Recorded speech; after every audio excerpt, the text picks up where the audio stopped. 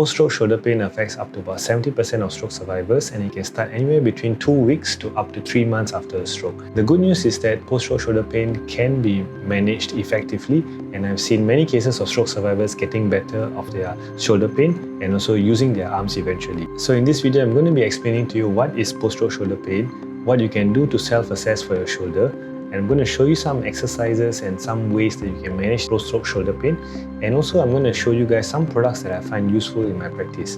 It's going to be a long video, so do check out the relevant sections in the timestamp below. Welcome to Basically Physio. My name is Suresh, I'm a physiotherapist. A quick disclaimer is that none of this replaces medical professional advice, and I do this on my personal capacity. So what is post-stroke shoulder pain? This can also be referred to as hemiplegic shoulder pain in some cases. So this is a pain that usually starts between 2 weeks to 3 months after your stroke journey, and this can actually start to affect your stroke arm. Okay, that means the affected side of your stroke is going to be very painful, and usually it starts off at the shoulder area, somewhere below your neck area, over this part of the joint, and also sometimes just radiating down the entire arm. Okay, so this is a very debilitating condition because a lot of times this actually reinforces this thing called learned non-use. So even if you have some power coming up on this shoulder or this arm, because of the pain, most of the time a lot of people are going to avoid using this because of the fear that this pain is going to get worse and that it cannot be managed. Okay, so once this fear sets in, no matter how much the power comes back, or even if there's like some return of power that's in this arm, you will likely not be using it properly because of the fear of the pain, like I mentioned. And this actually reinforces this cycle because the more you do not use your arm, the more painful you'll become because of the weakness that is going to develop further on. So this is why this is a very debilitating condition, because a lot of times this fear can also affect your confidence, and even though you have potential to recover, you may not end up recovering to your fullest potential. This is why post-stroke shoulder pain is very important to be addressed in the early stages. So why does this post-stroke shoulder pain even happen? There can be 4 broad categories for why this is happening, and I'm going to share with you each of this. The first is because of reduced motor control or strength. The next is because of tone-related problems. And the third one is because of some soft tissue related damage that is happening inside the joint. And the last one is nerve related damage or nerve related pain that happens in this joint itself. So for motor control and strength, this is very common because most of the time when you have post-stroke shoulder pain, this arm is actually going to be quite weak to begin with. So because it is weak, right, your shoulder actually consists of 2 main joints. I mean, there's much more, but mainly you can look at it as 2 main joints. First is going to be your humerus bone. This is the bone that actually connects from your elbow up to your shoulder, and the next one is your scapula, your shoulder blade. Okay, so if let's say there is very little power or no movement control in this area, right, most of the time this joint is not going to be able to move properly. And if there's any sudden passive movements or any swinging arm movement, right, all of this is going to be out of control, and this can actually damage the structures around it and cause a little bit of pain. And over time, this pain is the one that actually gets worse over time, and this is the one that is happening for post-stroke shoulder pain. The next one is tone-related issue. So you may have heard of this thing called spasticity or increased tone in your arm. Most of the time in the early stages, this can also happen because you do not have any power on the side, but sometimes you may start to notice your hand moving, but this is what we call the tone. And usually it is dependent on the speed of movement for the arm. So if let's say you are doing a sudden movement for your arm and then you start to notice your hand is coming up, this is what we call spasticity. And if this is not managed most of the time, this can also lead to a bit of tightness in the area, and all of this can actually start to affect you to have pain because all this muscle tightening can also cause unnecessary stretching, which at the early stages of your stroke recovery journey can be a bit discomforting and also painful sometimes. The next one is soft tissue related damage. The soft tissue is basically the tendons, the ligaments that are in the joint. So most of the time when your muscles are so weak, right, your shoulder, because of the weight of your arm, actually if you feel the weight of your arm, it's actually quite heavy. And when your muscles are not working, this weight is actually just pulling on these ligaments and these soft tissue structures. And over time, this can have some of a damage or kind of like a lack of power to maintain this integrity of these structures, and this is also a reason that pain can happen.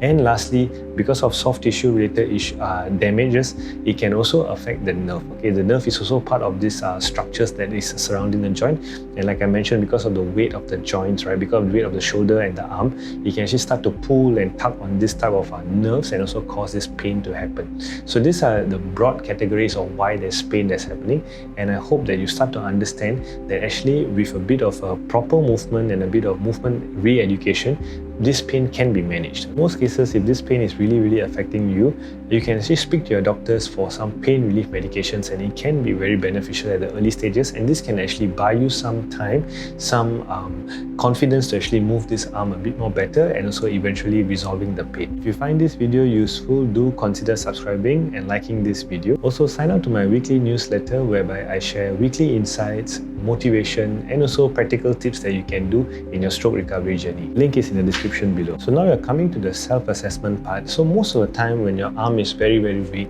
and your shoulder is very weak, right, you may notice that there's a little bit of a gap between the top part of your shoulder and also this bony head that you are feeling around here. So this is what we call the subluxation. Okay, most of the time therapists will actually put our fingers and actually try to measure and quantify how many finger breadth of space there is in this joint here.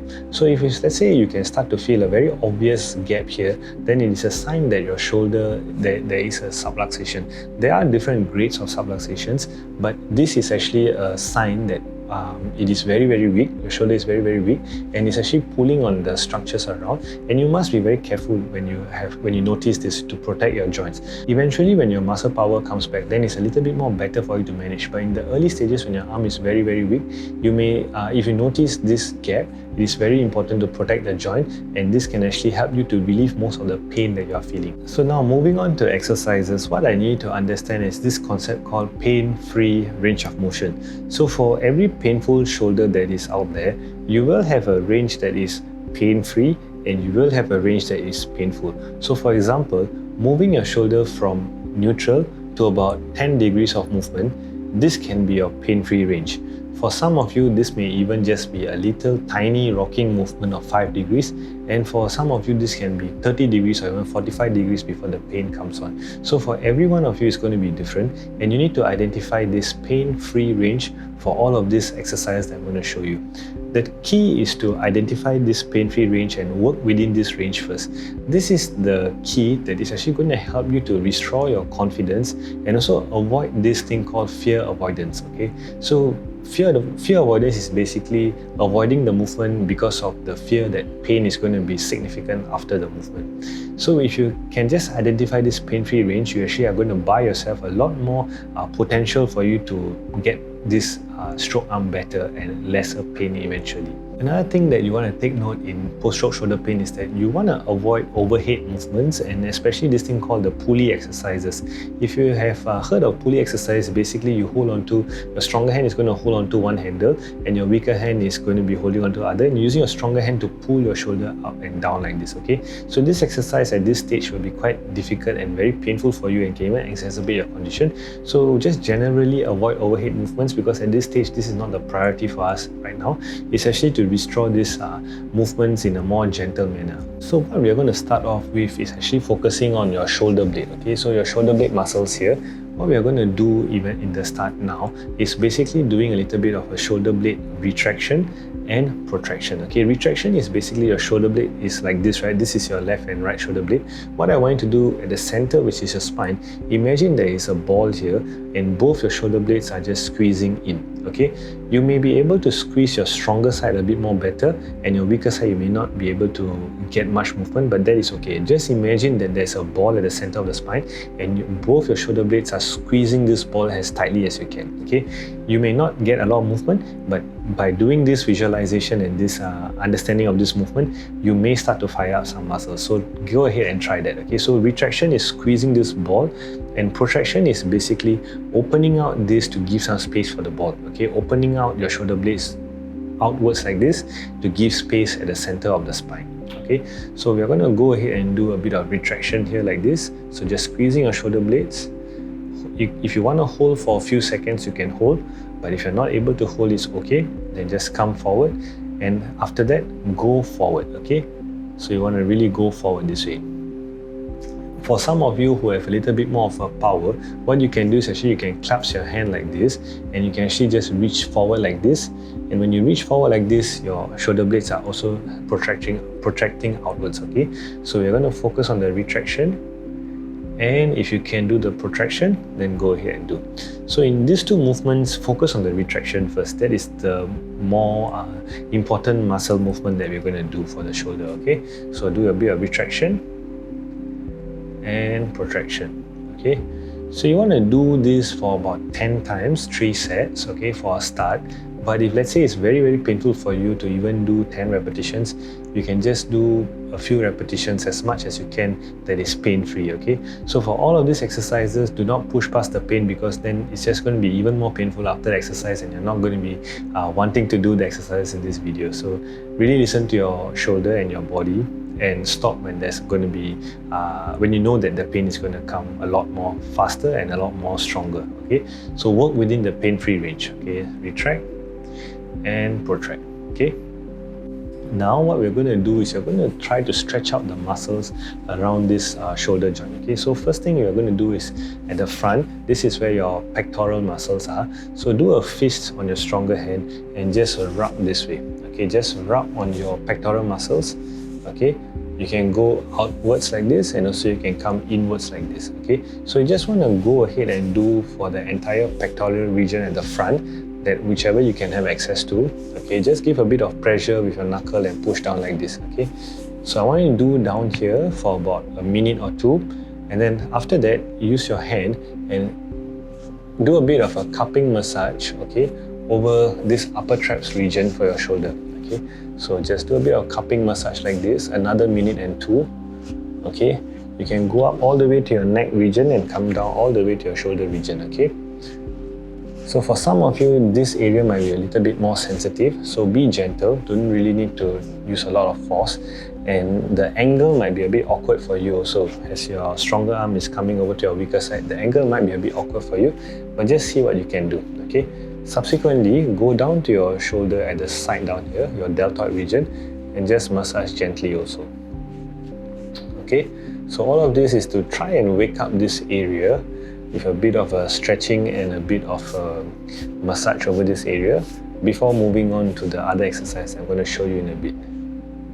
Okay, so for each of these, your pectorals, your upper traps, and also your deltoid area, do for a minute or two. So the next exercise that we're going to do is, imagine this is the weaker arm and the painful arm, right? Okay, what I want you to do is stronger hand, grab the elbow of this weaker arm, and I want you to bend your body forward like this, and also between your knees here, right? So bring your weaker arm over this area here like this, and do a bit of rocking, gentle rocking movement, okay? So as you can see, I'm using my stronger hand to actually just rock this forward and backward, okay? Be very gentle, especially when it's going to be very painful. Be gentle and work within the range that is not painful, okay? So for example, if moving up to here is very painful, then just work within this range, okay? Just go forward and backward. And next, I want you to go sideways, okay? So sideways like this. So forward and sideways. Next is a circular motion. Okay, so supporting your arm, go as much as you can in a small circles, okay? So for each of this direction, I want you to try for a minute first, okay? So a minute of this movement, and see how your shoulder is responding. If let's say this is all you can do for day one, when you're first trying all these exercises, then you can just stop here. You don't need to go on to the next exercises. So now we're going to go on to more shoulder exercises, and I'm going to show you these few exercises that I want you to try within the pain-free range. So for all of this, you're going to use your stronger hand, and you're going to grab your wrist here, and then try to move the shoulder, okay? So first we're going to go in a diagonal manner. So this is my stroke arm, this is my weaker arm. What's going to happen is I'm going to do a collapsing movement like this, and using my stronger hand, I'm going to go diagonally and reach, okay? So I'm going to go diagonally and reach. So as you can see, my range here is quite a bit, and I don't expect you to be able to do this much of a movement if it's very painful. So even if it's just a little bit of a diagonal flexion like this, that's also fine. The key thing is that you're moving within the pain-free range, like I keep on saying, okay? So this pain-free range is what's going to help you to build up this confidence. So for this exercise, I want you to try for 10 times 3 first, but if 10 times 3 is very painful for you, just do as little or as many repetitions as you can that is within the pain-free range for you. So if you found that movement a bit difficult, what I want you to try is actually holding on to your elbow here and then bringing your elbow and your shoulder in a diagonal flexion manner. Okay, so the same thing, but instead of holding your wrist here, you can actually hold on to your elbow here below and just bring your arm up and down in a diagonal manner using a stronger hand. Okay, so the next movement we're going to do is actually a forward flexion, and also once again pain-free range of motion. So same thing, clasp your hand like this together and try to straighten it out and bring it forward and back. Okay, forward and back. Okay, forward and back. Same thing for this 10 times 3 repetition, 10 times 3 sets, and also do lesser if you cannot tolerate 10 times 3. Okay, so another modification is also holding on to your elbow here and just moving it forward, up and down. Okay, for a flexion movement. So pain-free range, flexion movement, up and down. Anytime the pain is starting to increase, just stop, take a breather, and see if you can continue. If you're not able to continue, then just stop for the day. Okay, it's okay to rest for the day. So next movement that we're going to look at is actually the rotation movement. Okay, this is the external rotation, this is the internal rotation. So for external rotation, I want you to try and put your elbow as close as you can to your body. Okay, if you are able to hold on to something in between your body and the elbow, then you can squeeze it in. But if not, just keep your elbow close to your body, and your stronger arm you can either hold at the mid of your forearm or at your wrist here. Okay, so this is my weaker hand, so you can either hold at the wrist here or at the mid of the forearm, and what you're going to do is just a gentle moving outwards like this and in. So you do not need to go out beyond this range. Okay, if you are coming in from here and just going to neutral here, that is also fine. Okay, this is still an external rotation movement. So using a stronger hand, you can either hold onto the mid forearm and push out like this and come back in. Okay, so push out like this and come back in. If you're holding onto the wrist and if you're a little bit of power, then you're just going to go out like this to the neutral portion and then coming in like this. Okay, so for each of this direction, that means going out and in, you want to try 10 times 3. As I say again, if 10 times 3 is too much, then just do as much as you can tolerate. Coming to your elbow, okay, so one joint lower down, this is your elbow now. What we are going to do is actually going to just do a bit of a flexion and coming back to the center here, and flexion and coming back to the center here. So for most of you, this portion of the exercise may not be as painful because you're not really moving your shoulder. So go ahead and do as much as you can all the way up and down. Okay, and just try and do this about 10 times 3. But if you can do more, go ahead and do more. So why this is important is because when there's some tightness over, especially in the biceps region, biceps actually connects to your shoulder as well. So by stretching out by the elbow, you're actually avoiding triggering it at the shoulder by not moving your shoulder and just moving your elbow.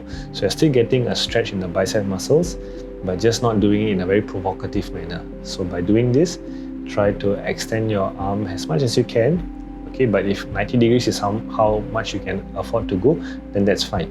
If you can go down a little bit more to have a bit more stretch on the biceps, then go ahead and do that. Okay, if not, just up and down like this.